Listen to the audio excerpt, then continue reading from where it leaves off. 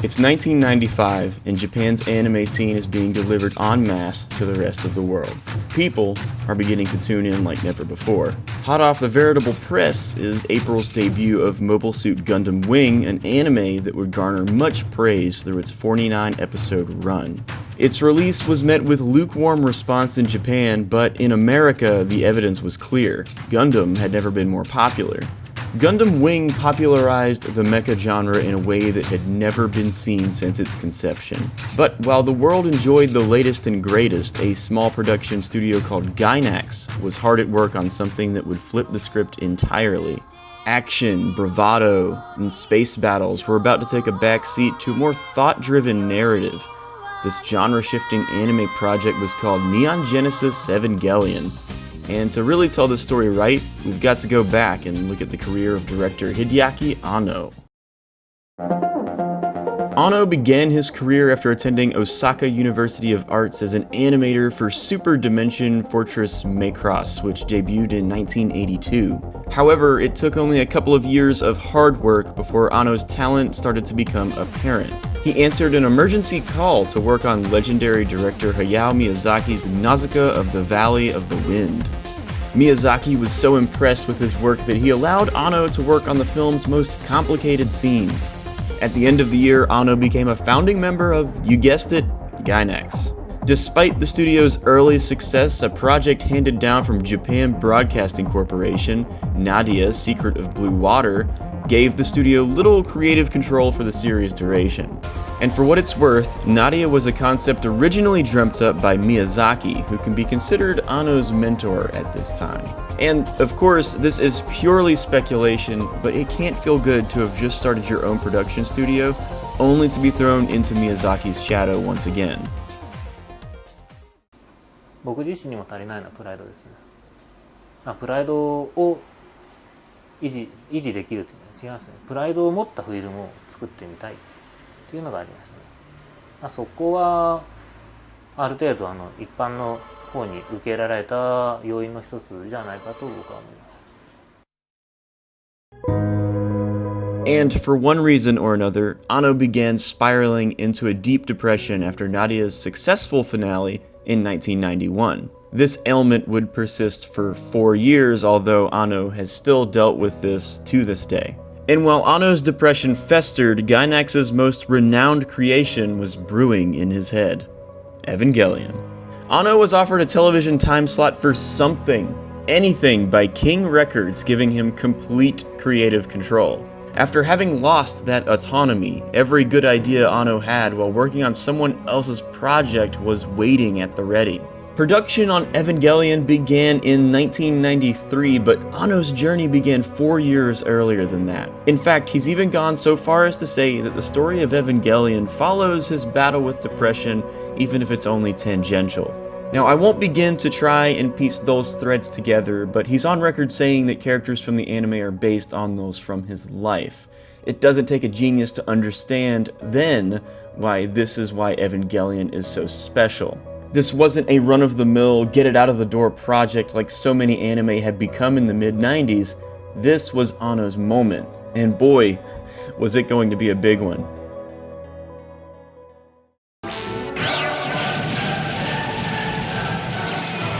And so Evangelion was finally here. Already, the first episode marked a massive shift in the mecha genre.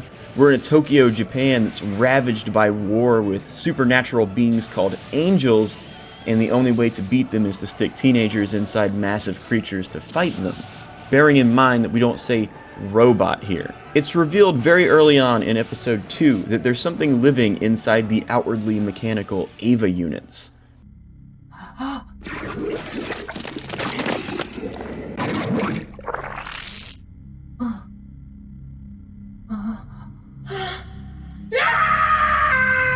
Already, Gainax and Anno have established an astonishing feat, providing a serving of action and intrigue that spans 2 episodes. And what's perhaps most ingenious is that Anno is already playing with the psyche of these characters. Shinji, the main character, represses the memories of this first battle with the angel in episode 1. You don't understand what's actually happened until the end of the second episode, when Shinji's lying in bed listening to music and these memories come rushing back.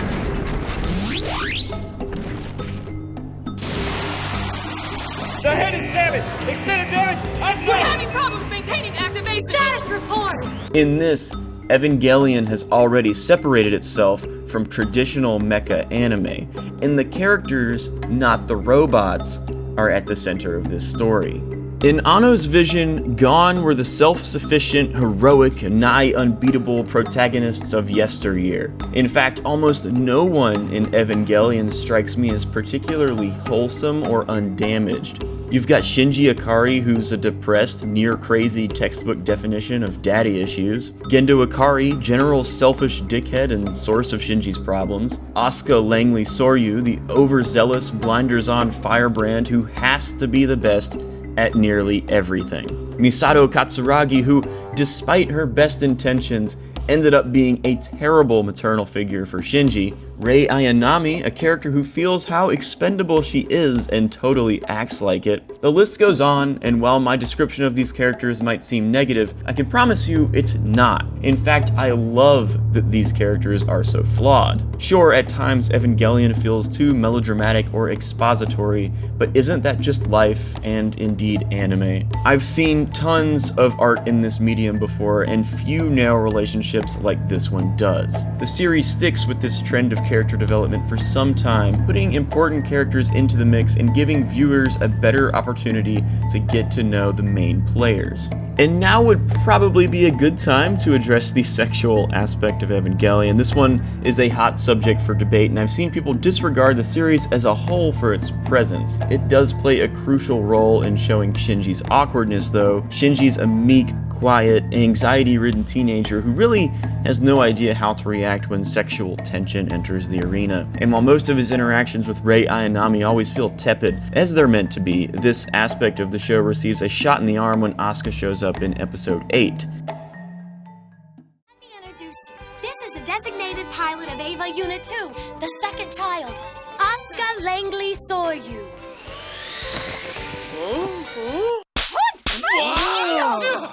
What did you do that for? That's the viewing fee. She's such an important character, one that I think is never given enough credit. She pushes Shinji in ways that no one in his then current circle does, and you can see it in our main character's demeanor as we extend into the middle portion of the series. While the beginning was marked by the trepidation, fear, and unease of new beginnings, the middle act of Evangelion is perhaps the most fun. There's still a thread of darkness present in each episode, though, and a couple of examples. Shinji runs away from Misato's because of the trauma he's endured fighting the fourth angel, Shamshel. Rei is found to be living in disarray in some forlorn apartment complex, totally alone. Gendo shows no empathy for Shinji when they visit Yui Ikari's grave, but in many ways, all of this feels like a happy-go-lucky summertime anime if you look in between these moments. The characters are going to the beach, succeeding in their fight against the angels, cloud watching, hanging out in hot springs, and generally having a decent time. As good a time as you can have as a teenager when faced with the world-extincting opponents.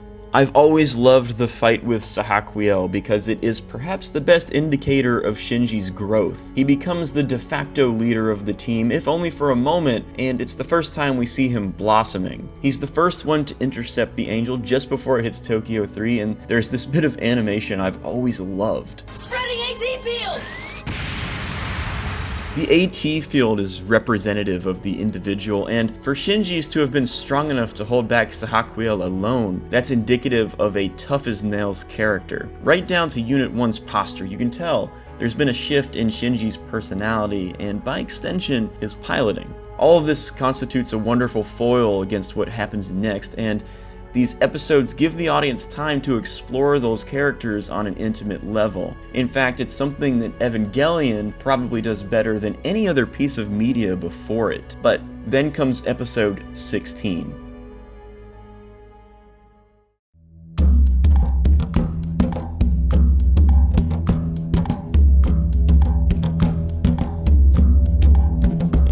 Everything changes during these bleak 23 minutes. Relationships fall apart, the mood changes dramatically, and Unit 1 goes berserk for the second time when escaping the clutches of Leliel, and for the first time since fighting Sakiel at the series beginning. Anno and his team at Gainax did a swell job of almost making you forget that Unit 1 was capable of such a feat. Much of the episode is dedicated to an internal monologue from Shinji. This comes to a head when Shinji and Unit 1 explode from the Angel, giving birth to a completely different Evangelion series. It's at this point that the show changes completely, metamorphizing into something much darker.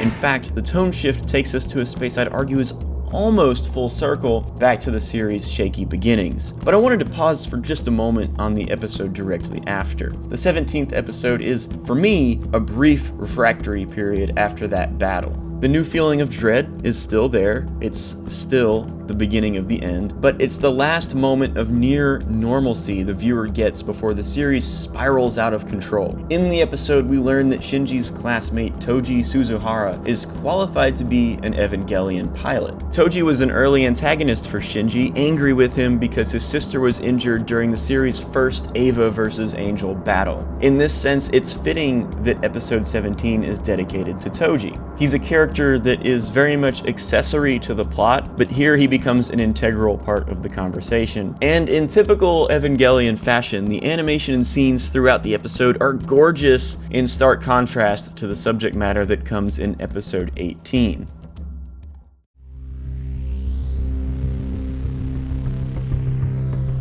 A new threat emerges in the form of the 13th angel, Bardiel. This angel infects and takes over Toji's Evangelion Unit 3 during a transport in the episode's opening moments. The angel finally takes the Evangelion over when Toji begins piloting it, trapping him inside. That's why the sequence of Bardiel walking toward Unit 1 has always stuck with me. Unit 03's back against the rising sun of Japan, its single-minded mission to take down anything in its path, even an unwilling Shinji who knows that someone is piloting Unit 3. When Gendo gives the order to remove Shinji's control over Unit 1 using the dummy plug, it's one of the creepiest moments in Evangelion.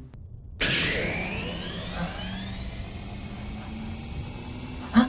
What's going on? Huh? What the hell are you doing, Father?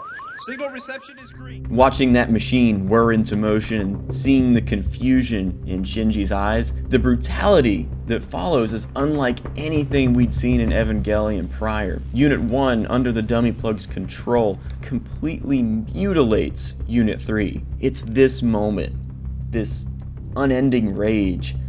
The final act begins with these blood-spattered hills in episode 18. And the revelation that Toji, who, like his sister in episode 2, was injured by an out-of-control Unit 1 as Shinji is forced to pilot. The illusion of control that Shinji has allowed himself to craft over the series' second act is completely shattered.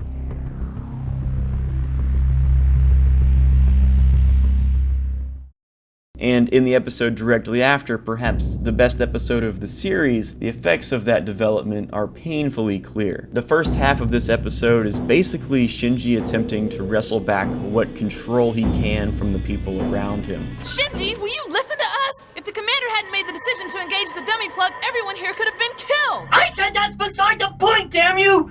My father tried to kill Toji, and he did it using my hands!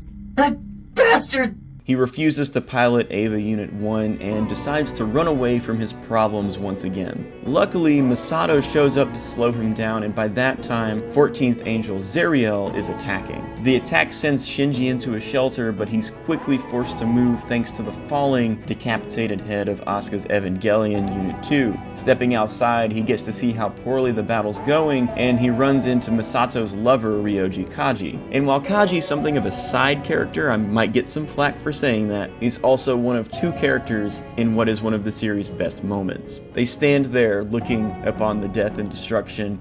Unit 2's completely incapacitated. Humanity's throwing everything they've got at keeping the Angel from advancing further. And Kaji? He's watering freaking melons. Although I'd rather be between Misato's melons, this is a place I'd like to be when I die. It's such a beautiful moment in the madness, and it's purely Evangelion. Most storyboard artists and writers would probably point out all of the things that quote-unquote don't work about this, but Anno and his team at Gainax hit a home run. And what really brings it home is that in the middle of the scene, a damaged Unit 0 launches, piloted by Rei carrying an N2 mine. She rushes the Angel, but is promptly defeated in spectacular fashion. And so here, at the end of all things, Shinji, the only one who has a shot at stopping humanity's destruction, is essentially watering melons with Kaji. And Kaji hits Shinji with some real truth bombs. The only thing I can do is stand here in water. But you have something that you can do, that only you can do. Ultimately, Shinji makes the decision to pilot Unit 1, and things get crazy.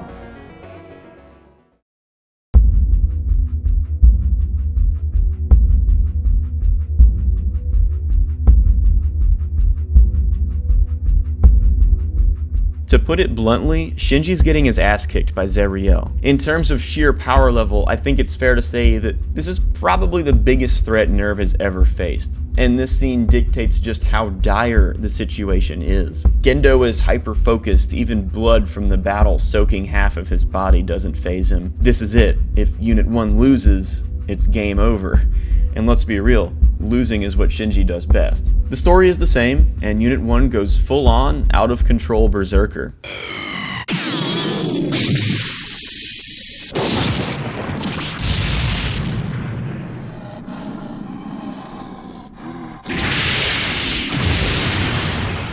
It's the first time Ritsuko refers to it as such on screen, although we've seen variations of this before. Unit 01 completely dismantles the Angel in the most brutal, satisfying way possible. And in truth, the Evangelion's transformation into this wolf-like, rabid beast is one of the creepiest, most unsettling things to ever happen in any anime ever. Shinji's mom, Yui, whose soul is housed inside Unit 1, isn't about to let her son become crucified for the rest of the character's sins. And my god, does she make some horrifying noises.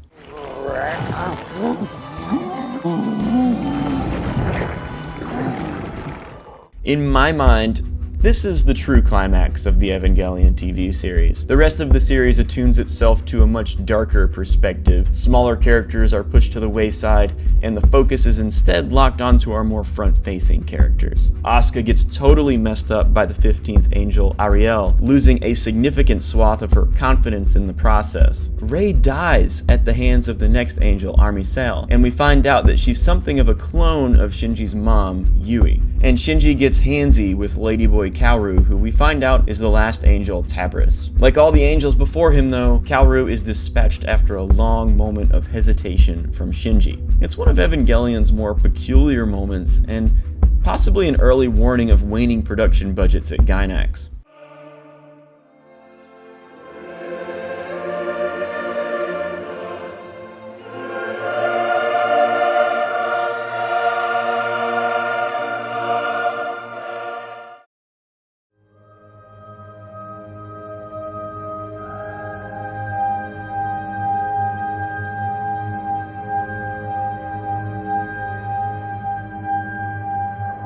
It's at this point that things get super trippy, and where a lot of contention between Evangelion lovers rears its ugly head. These next two episodes, once again, like Evangelion always seems to manage, create another loop for us. They take us back to the beginning of the story, a world dictated by director Hideaki Anno's mind. You see, production budgets were drying up for the Evangelion project over at Gainax.